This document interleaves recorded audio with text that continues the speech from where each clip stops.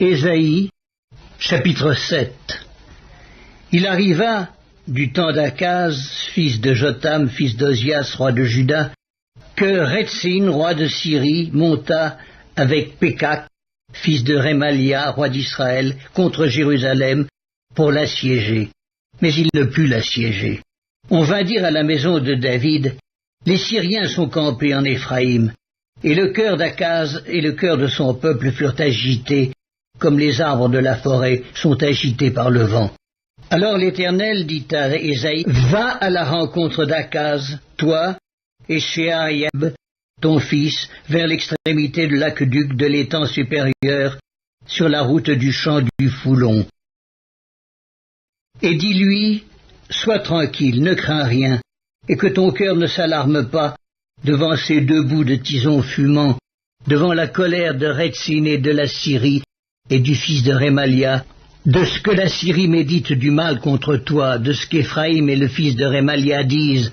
Montons contre Juda, assiégeons la ville, et battons-la en brèche, et proclamons-y pour roi le fils de Tabéel. Ainsi parle le Seigneur, l'Éternel. Cela n'arrivera pas, cela n'aura pas lieu. Car Damas est la tête de la Syrie, et Rétzin est la tête de Damas. Encore 65 ans, Éphraïm ne sera plus un peuple.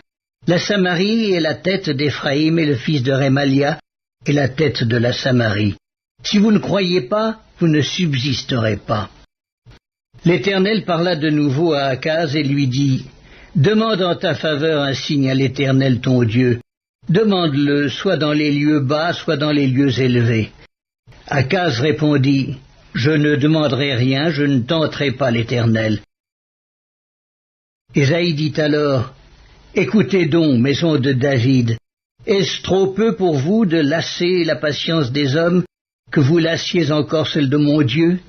C'est pourquoi le Seigneur lui-même vous donnera un signe.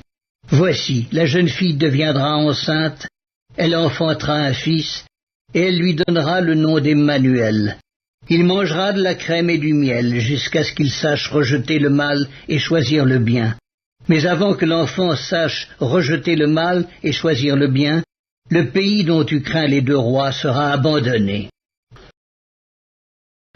L'Éternel fera venir sur toi, sur ton peuple et sur la maison de ton père, des jours tels qu'il n'y en a point eu depuis le jour où Éphraïm s'est séparé de Juda, le roi d'Assyrie.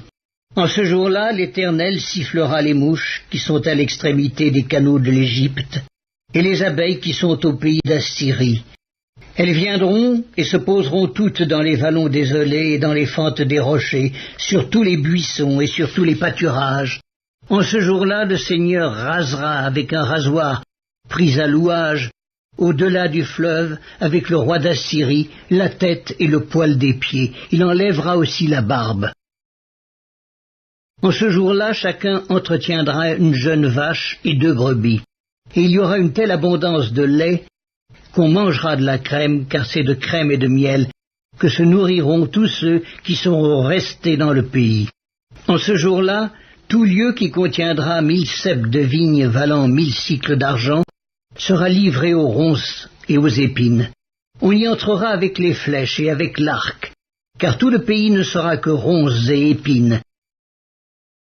Et toutes les montagnes que l'on cultivait avec la bêche ne seront plus fréquentées par crainte des ronces et des épines. On y lâchera le bœuf et la brebis en foulera le sol.